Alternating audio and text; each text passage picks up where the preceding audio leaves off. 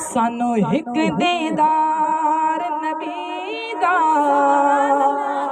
साडे दिल दा दर्द की जाने जिड़ा नहीं है यार नबी दा।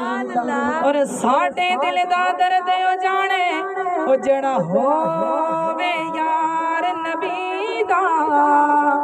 आज़म मंगदी नित दुआवा शाला विछड़ न यार नबी दा।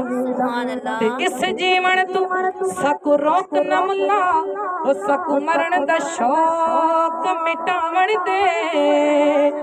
पढ़ दे साडी इज्जत नहीं घटदी ओ सानू पढ़ के यार मनावण दे। ते इस इश्क को लोकी मुल भी लेंदे ओ सकू इश्क दी माला पावण दे।